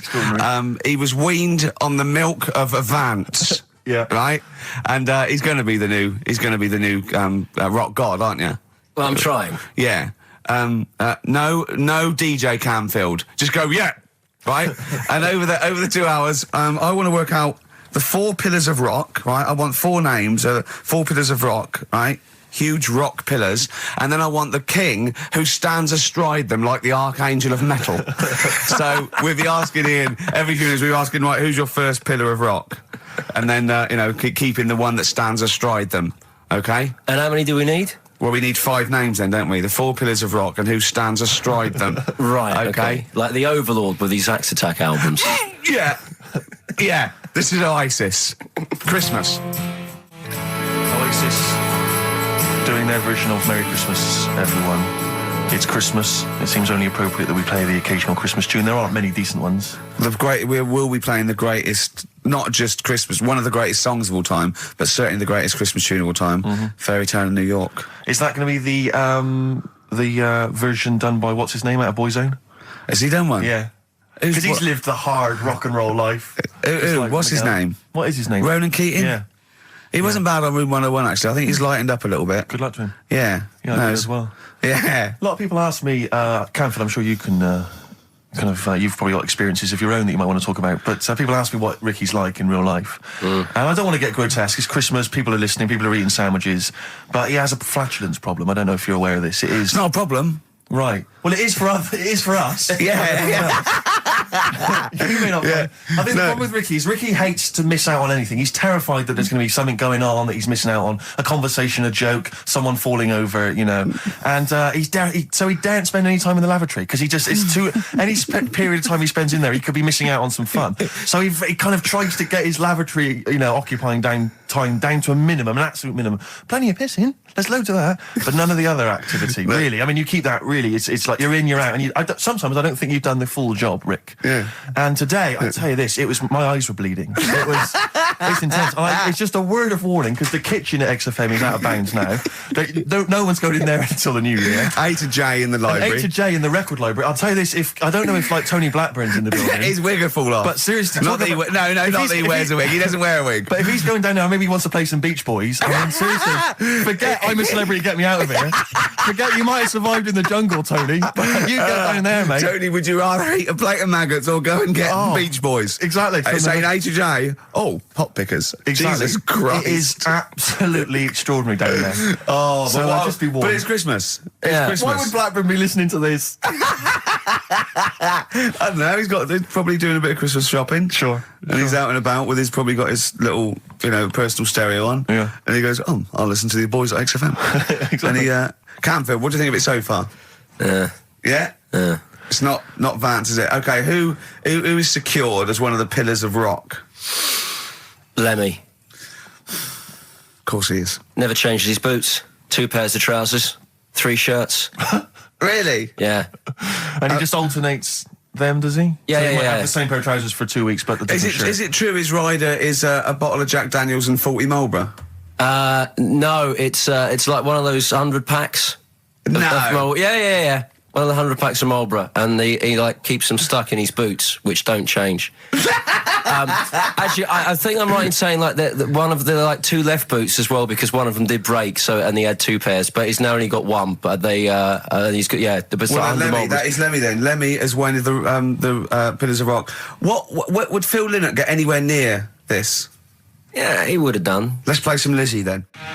Don't believe a word. Thin Lizzy on XFM 104.9. I'm Ricky Gervais, with me Stephen Merchant, and over there Camfield. Is that your impression of me? Yeah. The rock one's better. The rock one's better. Yeah, you shouldn't try and be a DJ. Yeah. Growing up with Diano Tuesday night. Ian, I know you're keen to know this, Rick. What are your thoughts on XFM? What, you get there, let's get behind the facade of Camfield. What do you think about this? Because we used to have, some conversations, You've been with XFM since the beginning, haven't you? Oh, I've been here forever. Yeah, it's all right, isn't it? I mean, it's not quite magic. Well, no, a few things are. Got my eyes on the big 105.4. Obviously, eventually. What magic? Yeah. Now, do you think you want to do like a rock program on something like Virgin or Radio 1 eventually? Nah, I don't think so. No. What do you want to do then? What do you want to do? I want to start playing stuff like the Eagles and Steely Dan and Bruce Hornsby in the Range, truth be known. But you'd have to go quite mainstream. Like in your bedroom? What? But on what sort of platform though? Because the good thing about those is they are really popular. They are. I mean, I think the Eagles' Greatest Hits is the biggest selling album of all time now. It's overtaken Thriller. Yeah. So I mean, those. What are you saying? Iron Maiden aren't popular? What I play now are actually popular, but they've got a very Slipknot, tight fan Fear base. Factory. I mean, Iron Maiden can go to #1 with just their fans buying it and then slip away again, can't they? Yeah. But everyone sort of likes the Eagles, don't they? Yeah. I mean, I think still. So you could get on sort of like Radio 2 maybe, the rock program on Radio 2. Who does it at the moment? Is there one? No, there's not one. I should do a demo maybe. Okay, well let's I love the way we're talking about my career and other radio stations I could work for. Do you know something I don't? No, I'm just saying that this is place going, is not going on the tube, forever. isn't it? It's going on the tube. I mean, you're going to be like, I mean, you'd abandon the sinking ship, wouldn't you? You wouldn't hang around, would you? You wouldn't fiddle as Rome Byrne. I mean, we got a couple of pies cooking in the States, so we're not going to be here to keep it afloat. No, the weekends. But we want to take the good guys with us, right? So when this crumbles and they make it into a car park for Capital, I want to see you on Radio 2 Friday nights 10 till 12, pure rock. Exactly. Do you know what I mean? Absolutely. Right. Well, that's the pitch, isn't it? Friday nights 10 to 12, pure rock. Okay. If anyone's listening to the BBC, it's Camfield. He is the new Vance. Molten Metal, maybe. Molten Metal. That's good. My only concern with TV work for Ian is he doesn't look like the obvious rocker. I mean, people are listening, they probably imagine he's got the long, greasy hair. But that's the modern look. T-shirt. Lots of modern bands now, they've got, I'm not slagging off, I'm just saying I wonder if the fans... They've got short hair. It's not all long hair and strange beards and tattoos. No, the days of them all looking like Lemmy and smelling like Ricky are well and truly gone. Yeah. Have you ever had the long hair? Have you ever gone in for that? No. Never tried that? No. But I've got bullet belts and stuff like that. You're right. If you'd have wanted me to dress up, I would have dressed up and brought CDs. I mean, obviously I should have prepared more for this show. Sure. Yeah. We're going to play some classic rock, aren't we? I think we're going to play The Who. We got Jump, Van Halen. That's a classic, isn't it? Yeah, I think I've got that about 5 times on every driving album I brought in for you. Okay, and so are we going to play Since You've Been Gone? Yes. Yeah. What's next? British Sea Power. Yeah, I thought we should play a couple of singles that we've enjoyed over the last year or so, and this is one of them. Carry On, play at Camfield. And don't forget, Paul Di'Anno and Santa Claus is Coming to Town's coming on as well. Paul Di'Anno doesn't snort ants, he snorts anteaters. Carry On from British Sea Power on XFM 104.9. Not bad at all. Now, listen, we should just point out to people that Carl's away, and we always slag him off because he provides very little. And he's an idiot. Well, exactly, to be fair. But he's obviously off in Lanzarote, and he's forgotten to tell us what the password is for our email, Rick. Idiot. So we can't get into the email. So we're going to have to use Ian's email instead. ian.camfield@xfm.co.uk if you want to get in touch. You're never going to have so many emails, Ian. Really? Yeah, right? You're going to be looking at them all week. It's going to be brilliant for you. You're going to feel really popular. You know what? He described Karl as a bald little mank twat. Nice. Karl was going, brilliant. Is that allowed? Is that all right? Yeah. Bless him. Bald little mank twat is back on the 3rd, isn't he? Well, if there's one thing that magazine's What good was at, he it's suggesting? You accuracy. can't be regionalist? What? Was he suggesting you can't be regionalist? Was that allowed? No, I just think it's a familiarity of, it's just because we call him a bald little moat twat, that a national magazine can say that. Oh, bless his little round head. Wonder what he's doing now. He's sitting in the ash, reading his, reading his Rich Hall book. Yeah, he spent a week when he went to, where was it, St. Lucia? He spent a week, right, throwing sand at crabs. Yeah. I don't think they've even got crabs, have they, over there? No, I don't know what he's going to do. What is he going to do?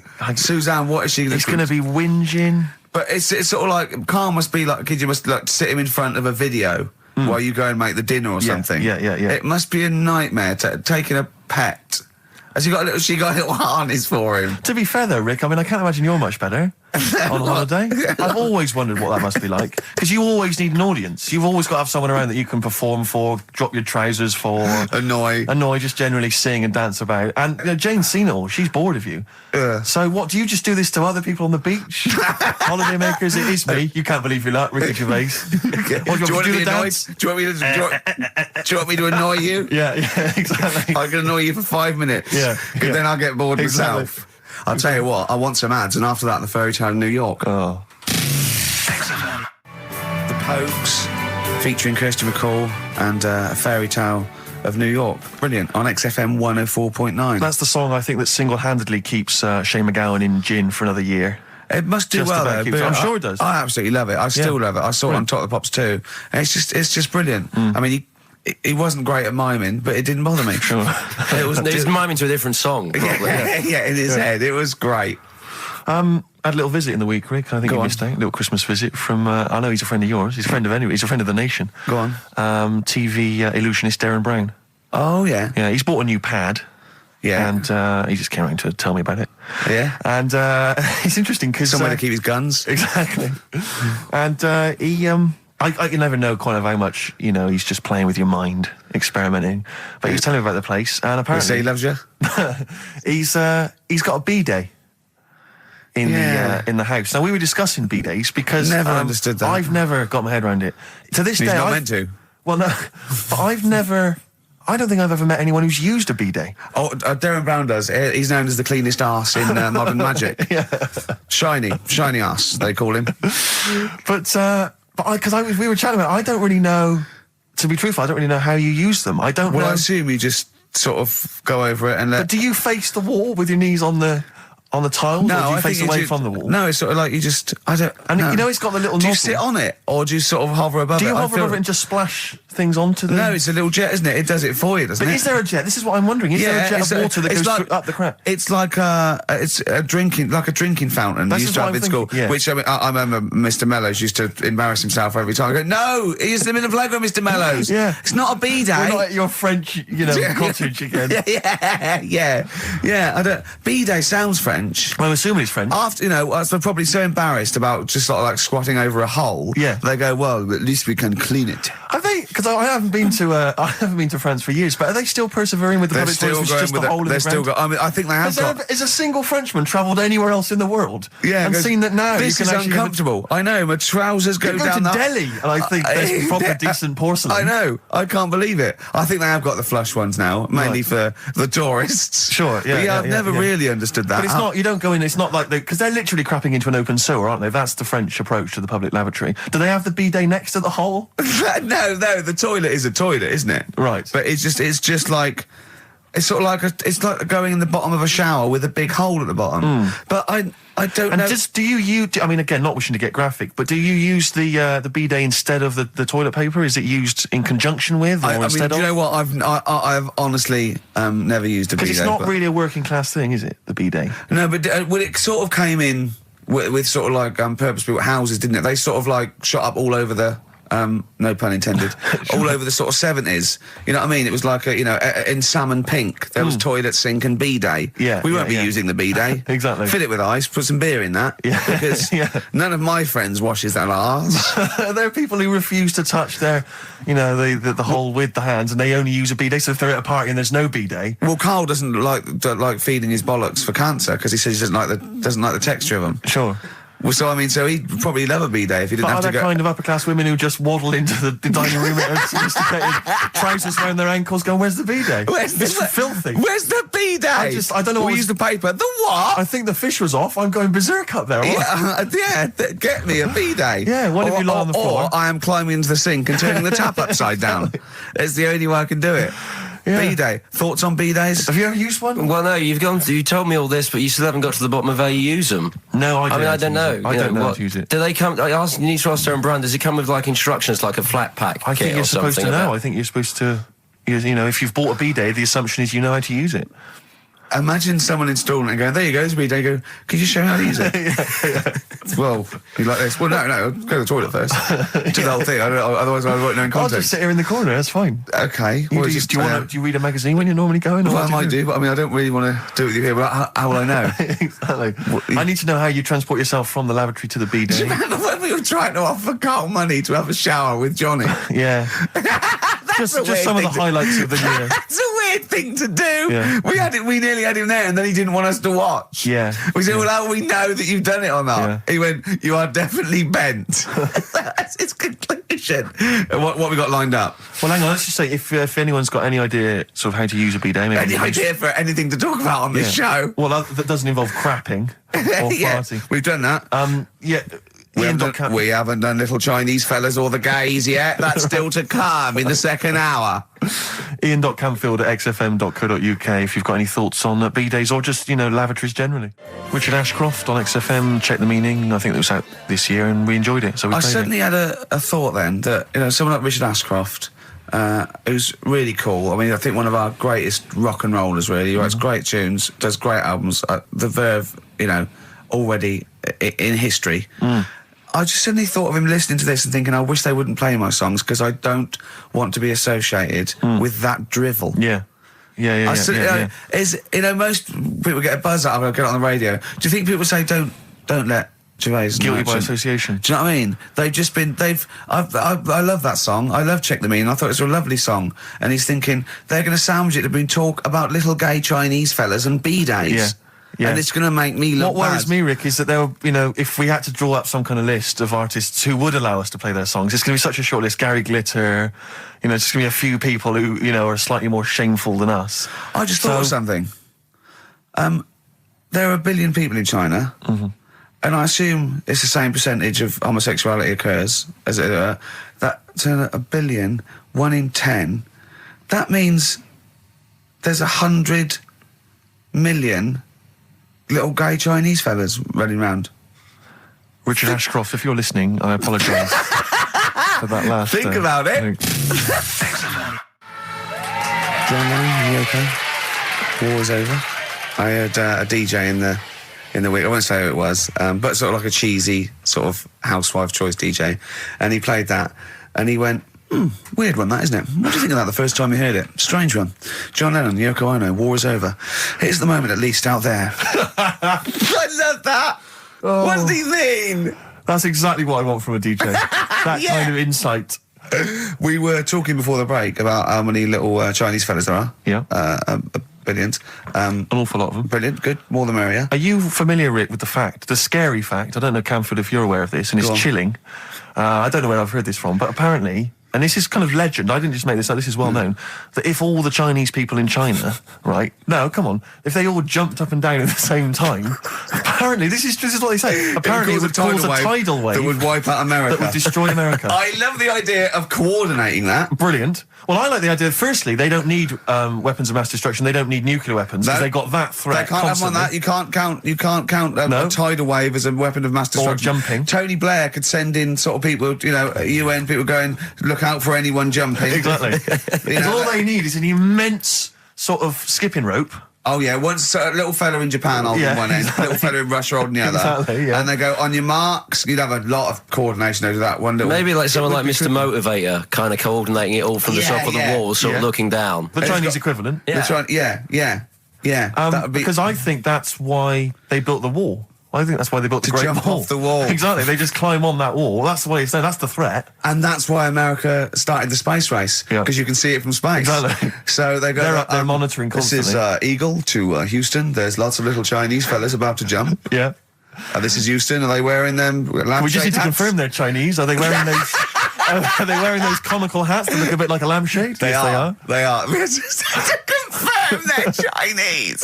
Because if I was the leader of China, what is the name of it? Is he the king of China? We're so ill-educated, aren't we? Is he the king of China? The Tsar of China? King, is it? What is it? Is Chairman Mao still there? Is he still Chairman someone else probably, the new chairman. Or chairwoman, don't be sexist. And actually, you know when I said there's a billion people in China, so there's 100 million little gay Chinese fellas. Yeah. Someone phoned up to say half of them are women. Yeah. Well, of course. Yeah. Straight on the phone with that. Well, I meant little lesbian fellas or little gay fellas. Yeah. I mean, I wasn't being sexist. But I'm just saying there's probably 100 million little gay Chinese people. What worries me, Rick, is if I was the premier of China, or if it was some of the people I went to school with. Is it premier? Oh, whoever it is, the king of China. I was the king of China, right? Isn't he the king of China and king and I? Or is that he's somewhere else, isn't he? That's Siam, isn't it? I don't know. Is that not in China? Where's Siam then? We're not. It's Ceylon now, isn't it? I don't know. Or was that? Oh my God! Someone educated listening must be tearing their hair out, listening to three buffoons in a room. If I was the king of China, let's assume it's the king of China. Okay, yeah, you'd be tall.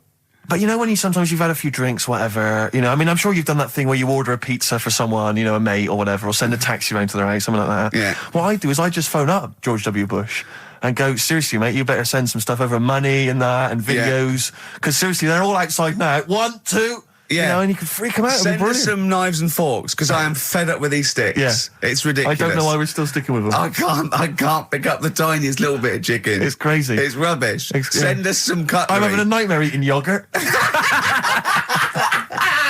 Oh dear. This is 104.9 Racist FM. Absolutely. Jonah Louis. Should we apologise for that? Not at all, no. That's right, isn't Stand it? by it, yeah, that was his follow-up to You'll Always Find Me in the Kitchen at Parties. Yeah. One of my favourite lyrics. She was into French cuisine, but I ain't no cordon bleu. Brilliant. Yeah, looking forward to playing that in the new year. What happened to B.A. Robertson? Don't He know. knocked it off. I was standing in the corner and the ball came across. What was the other one he did? I don't know. We're not as old as you. Oh, no. This is all gobbledygook to us. XFM 104.9. That's Jonah Louis. Yeah, you're not listening to classic gold. Amazingly. I've still got my own teeth. I think, Rick, I was the subject of a Christmas con in the week. What, you mean you bought something for £4, then saw it for £4, £3.90 as you walked home? That would make me livid. Because I've seen you really livid. I'm absolutely furious. When I bought my PlayStation, I saw I could get it for £5 cheaper down the road. I was absolutely And fuming. you'd already walked to about 19 places, Oh, God, I remember. yeah. I actually left you after about an hour. Yeah. No, I do. I'm furious because I got to get a bargain. I hate feeling that I'm being ripped off. Yeah. And I'll tell you this, I'm loving online shopping. Oh, the savings I'm making, Rick. Really? It's crazy. Really? Getting 15, 20 quid off some things. Is it really? Oh, amazing. But these things, I might point out, are like Jaguars and Mitsubishi cars. Exactly. Yeah, but it's worth shopping round. No, this was not so much a con. It was a con, but it wasn't so much one of those just a missed bargain. Yeah. Doorbell rings, answer it. It's a couple of girls. They must have been 13 or 14, maybe. Now, I've always had a problem with teenagers. I'm intimidated by teenagers. In case they call you a dork or something. Well, I mean, I told you before, I was walking down the street once, and there's two guys coming towards me. I mean, real losers. Do you know what I mean? Glasses, the spots, greasy hair. Do you know, really pathetic. And I was sniggering to myself. I was thinking, look at those losers. And as I passed them, I heard one of them look at me and say to his mate, look at that geek. I was furious. I was thinking, I'm allowed to call you a nerdlinger, but gee, I don't expect it back. I was really furious and upset. And so, as I say, these teenagers are at the door, and they were quite aggressive, quite aggressive girls. And they had a piece of A4 paper, and they went, "We're doing a sponsored thing." Yeah. But I didn't quite catch what it was they were doing that was sponsored. I think they sort of fudged it. They went, "We're doing a sponsor." Oh yeah. And I went, right. And they went, "Do you want to sponsor us?" Boy, they picked on the wrong person. I was a bit intimidated. I don't know why I said no. I was worried maybe it was part of some kind of, hidden camera show, Yeah. And so I said, yeah, all right, I'll sponsor you. So they handed me this form, and I always thought you were supposed to have quite an official-looking form for any sponsorship thing. But this was literally a piece of A4 torn out of a notepad. It was the back of a Gareth Gates poster. Exactly. And, with some blue tack on it. Yeah, well, and I looked at it, and I didn't really absorb it, but it had things like, Mrs. Jones, Mrs. Smith, £5. Yeah. And then no one's actual address, just Finchley Road, nothing too specific. Yeah. So I wrote my name on, and put down £3, because a lot of people were giving fivers, but I thought, I'm not made of money, it's Christmas. I've got to buy gifts and stuff. So I gave him a fiver and asked for change. Yeah, well, I gave him £3. I said, I'll sponsor you for £3. Best of luck. And they went, can we have the money? And I said, well, aren't you supposed to do the thing? And the woman the girl just looked at me, she just went, no. So I gave her £3. But what difference does it make? Well, I'm assuming, though, that it's not going to any charity. It's no sponsored thing at all. But then I'm not being funny. The charity that it's not going to, you wouldn't have given to it anyway. It's true enough. So all that's happened is you're £3 down. But I'm £3 down. Yeah, but if it would have gone to charity, it'd be £3 down. The fact that it hasn't gone to charity doesn't matter because you wouldn't have given it to charity. Yeah, but if it had gone to charity, Rick, I'd have felt a little bit superior, a little bit smug. That would have kept me going for another 6 months. Whereas now it's just gone to a couple of weeks off the street, who are scamming people, possibly old people, Rick, and that's who I feel sorry for. They've not got a great deal of money. That's why I'm not worried about myself. I've got a bit of cash. What about the old people? Yeah. Although you are £3 down, which probably still hurts, doesn't it? It's still stinging. That's why I just like to tell you now, get off my chest. It's an Merry emotional Christmas. thing, yeah. Just be careful. If you're living up in North London, be careful. There's 2 girls that are going around. I expect, they might come to your door. But they might be wary. Be genuine. No, I don't think so. No. They were common. They were very common. Do you know what I mean? Was the giveaway things like, Santa Claus had given £10, Exactly. Tony Blair had given £1? Yeah, I know what you mean. Yeah, I think you were conned, mate. Yeah. Right. Won't get fooled again by The Who. Ian, I'm going to ask your expert opinion. Is that not one of the greatest rock songs of all time? Yeah, if you'd have played the proper version of it. I know, but it's 6.5 minutes, and we usually do, but we just thought, it's Christmas, people want to... but have him or Jonah Louis. Yeah, but we could have played like the full 8 minutes rather than making the show sound like strolling round your local Asda with the Christmas songs with a little bit more racism. That to me sounds like fighting talk. You want a rock challenge, Camfield. You can't handle the truth. I'm gonna rock this out the last 40 minutes. Can we put Keith Moon in the monolith? I was going to ask you. He's my favourite drummer of all time. Will you go along with that? Yeah, absolutely. So we got Lemmy and Keith Moon. Yeah. Are we making up a kind of super rock band here? We could do. That. We could make a super rock band. That's far too passé. Let's call it the Monolith of Rock. It sounds more stupid. Okay. So we got Lemmy and Moon. Yeah. We need 3 more. So we need 2 more Pillars of Rock, and then one to stand astride it, like the Metal Angel of Death. Now, Ian, you've hung out with some of the big rock names, haven't you? Yeah. No, I'm not going anywhere with this. I'm intrigued. Tell me some of the people you've hung out with. You've hung out with Maiden, have you? I've hung out with Maiden. don't you? I've been flying with Bruce Dickinson. Yeah. And have you? It only took us 3 attempts to land at Gatwick a few weeks ago. But I don't know much about you, Ian. Are you someone who lives the rock and roll excess lifestyle? Are you kind of drink and drugs? Is that your thing? I like to be kind of on the edge, having a look at what's going on inside. Right, I don't quite know what that means. Well, it's the way they talk, Steve. Right. Well, I mean, because some of those rockers, they're hard-living boys. Can you keep up with them? Do you up till 4 in the morning? 4 in the morning? Yeah. 4 in which morning? Hey, Daddy-o, man. Yeah. We're going out about 4 in the morning. Yeah. Carl reckons the gays go out late. Yeah. His favourite song is The Killing of Georgie, right? And he went, yeah, but would it have happened if he'd have been, going out a bit earlier? Yeah, well, no, fair point. Yeah. Is that song time specific then? No, but he reckons he probably got because he was out late. Oh, right, okay. He said there's one that works here. Sometimes he doesn't go out till midnight. But I imagine you a little bit like that little boy in the film Almost Famous. When you're on tour with the rock legends, do you know what I mean? You're like, the little kid there, maybe the doors are being closed in your face, are they, as they go berserk? Yeah, when I started, but now, I insist I see you as one of theirs. Yeah, access all areas laminate, I can enter venues now with a big bottle of Jack Daniels, I don't get stopped. Yeah. Really? But seriously, have you, without naming names, obviously, what excess have you seen? Have you witnessed anything? Or have people calmed down now? Are these rockers clean living now? Depends who you're talking about. Sure. Yeah. Is there anything going on like the days of Ozzy and Motley Crue? I haven't seen any red snappers like with Jimmy Page. Do you know that story? No. I can't talk about it. Then let's forget about that. Yeah. Oh, is it disgusting? Yeah, well, yeah. But is it worse than talking about B-Days and Ricky's farts? Kind of. Right, okay. Yeah. Right. Yeah, I know. You wouldn't want the instruction manual as to what happened with the red snapper, like you do with the Bidet. Sure. God. But don't, as I say, don't name names. Obviously, there's a sort of client doctor confidentiality or whatever that you. Yeah, well, I saw. We know there's no one listening. Yeah, so it won't go further than this studio. I saw a member of a very big band play the Astoria recently, and they turned up at the Astoria about 15 minutes before they were going on stage, right? And someone said to them, "Is it good to be playing the Astoria?" To which he turned around and went, "Oh right, are we in London?" Really? Oh dear. And this person then It wasn't Daniel O'Donnell, was it? I can only think of the Libertines. No, that's not a very big, huge band, is it? No. Bigger than that. Okay. Yeah. Okay. What other rock and roll excess do you want? Oh, I was told once that if you stay up for 2 days, the best thing to do is eat some yogurt. This is just like we're going to having tips now. Sure. Yeah, So if that's apparently the best thing at the end of the excess, you need some yogurt. So always keep some in the fridge. Yeah. And chopsticks are no good. Yeah, so don't, whatever you do, don't go on a bender in China, because otherwise you'll be screwed, right? No, there's no benders in China. Oh, there are. There's about 100 million. Yeah. Another tune that I enjoyed this year, Rick. I don't know what your thoughts are on it. I'm fascinated to find out. Loving it. Jay-Z and Farrell and Frontin. What do you think, Camfield? Darkness #1? Yeah, well, they cheated, didn't they? Because they went and did their signing at HMV yesterday, so they could get in like an hour of extra sales. Why is Just that so cheating, though? Well, I don't know. Well, I suppose Gary Jules could have turned up at Virgin down the road, couldn't he? And yeah. Okay, well, then in that case, they're going. Deserves to be sort of #1 because at least it's potentially a sort of evergreen, sort of Slade type classic, and they are the biggest sort of band around at the moment. Camfield, what are your thoughts? You love rock. What do you make of the Darkness?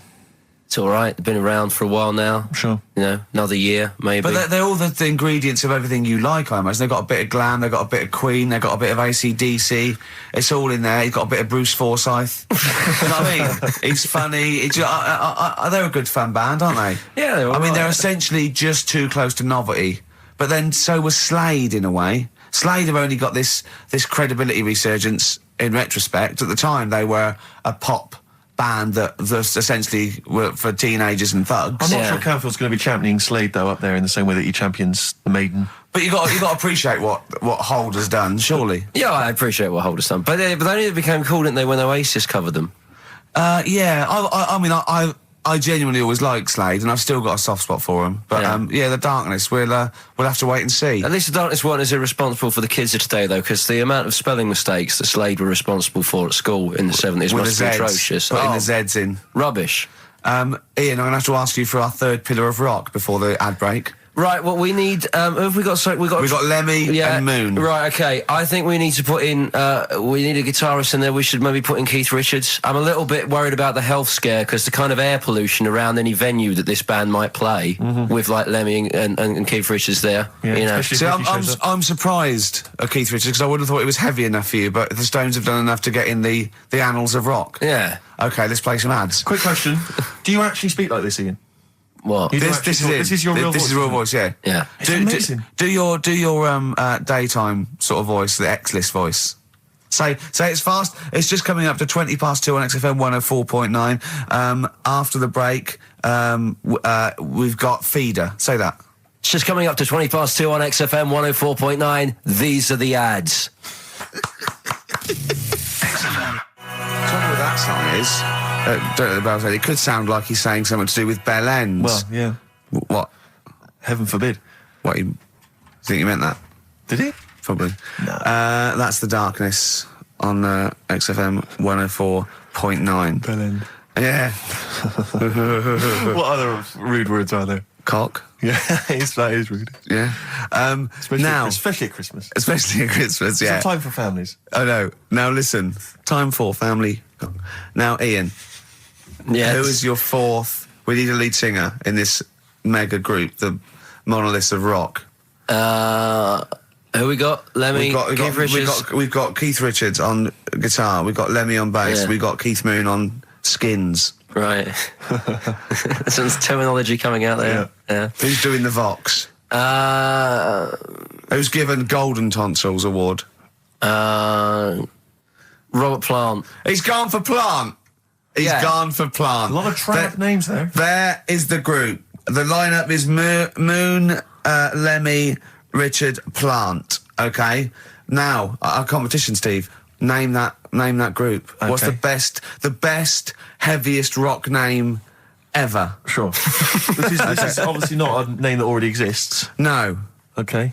My mate of mine yourself? came up with, I think it was Brain Hammer, which I like. Velvet Nazi 666. Sure. So we want the heaviest, most mental piece of death metal, headbanging, bleeding out of your brains rock. Axe Attack. Okay. Please welcome to the stage, Christ on a bike. Please welcome to the stage. Oh, look at you. That would be great. Yeah. That would freak out the metalers. Yeah. Cheeky. Yeah. Oh, now listen. They need a manager. They need someone who could introduce them. They need someone to stand astride them. Who is the leader now? Who is the king of all that rocks? Well, it's obviously Tommy Vance, isn't it?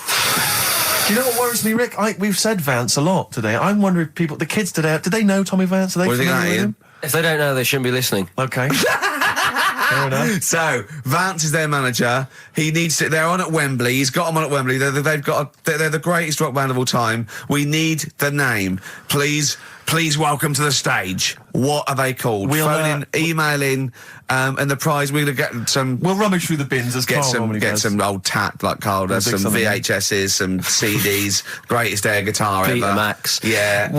Do we need to give out the numbers and Well, stuff? can email, Don't get can't them they? to phone in. You don't want to talk to him, Ian, seriously. No, you don't.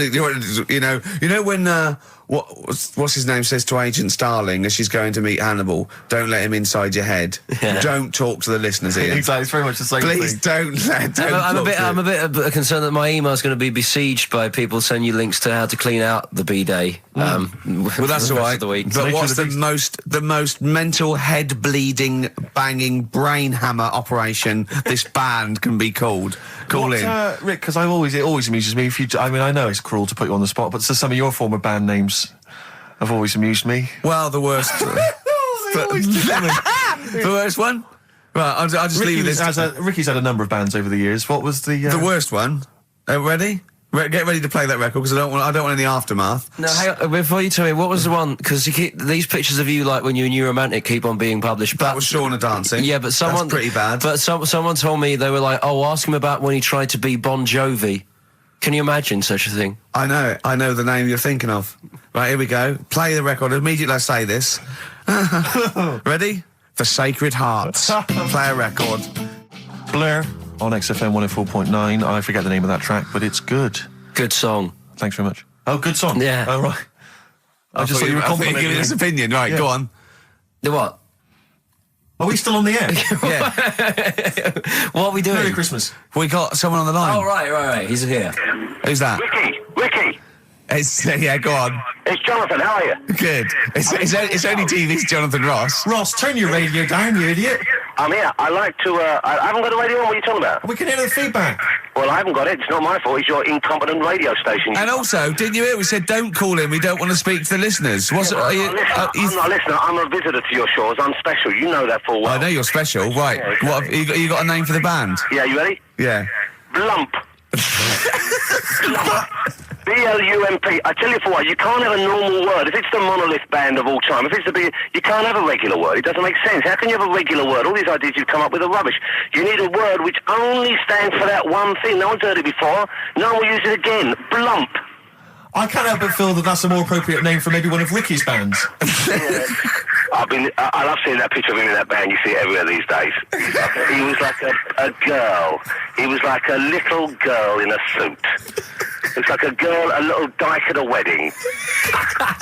What was that? That's got to be the kettle calling the pot black, surely. Yeah, I've always got nothing but 100% heterosexual. We're not sure about. There's not anything wrong with it. I know that, but look at you. I actually had to get that in. There's not anything wrong with it. I'm Jonathan Ross. Oh dear. I was thinking the other day, right? Oh, yeah? The Comedy Awards. Yes, sir. You didn't have to say some awful things about poor celebrities, poor has-been celebrities with coke addictions and Yeah, fat lips I know, and faces I know. where surgery's gone wrong and everything. And when they're on the show, they're going, "Oh, you look lovely. Yeah, I'm nice so to them. good. Well, I'm nice to them to their face, but obviously when I'm not with them, I like to let my true feelings be known. What's wrong with that? That's how everyone Well, I'll tell you what, you can get anything off your chest you want on this show. Any celebrities you want to talk about? There's no one listening. It's just between me and you. A lot of people listen. They listen to my show, and after they've had a few hours of, good laughs, they like something bland to just cool them down afterwards. So they flip over. We know this happens. Did you mention my DVD on your radio show? You know what? I forgot to. I forgot to mention it. Christ! I meant to mention by the office, but I forgot to mention it. And then I thought afterwards, it's not like he needs the cash, is it? It's not like he needs it. It's not like it is, but he's probably earned more money in a short space. You're like a lottery winner, and you've got about as much taste. You're like one of those burglars who's won the lottery. I am. I'm dressed like an Albanian window cleaner at the moment. Burglar from Reading who won the lottery, and now he's fritting it away on what? I do feel sorry for my neighbours. I've moved into a really nice place. I feel like it's the hillbillies. No, it's nice you've moved in though, because it's nice. It's given them something to sort of talk about behind your back. You've united the whole block. Right, go and play with some Japanese wind-up toys now. I'm going home to play Mario Double Dash with my son. It's going to be a good afternoon. I phoned you once after I finished my show. It was about 5 minutes past 3. Yeah. And I don't mind if I said, how you doing? You went, it's brilliant. You said, this is what you said. You went, everyone's out. Jane's taking the kids out. I've already masturbated twice, and I'm playing with a new Japanese toy. I'm masturbating now.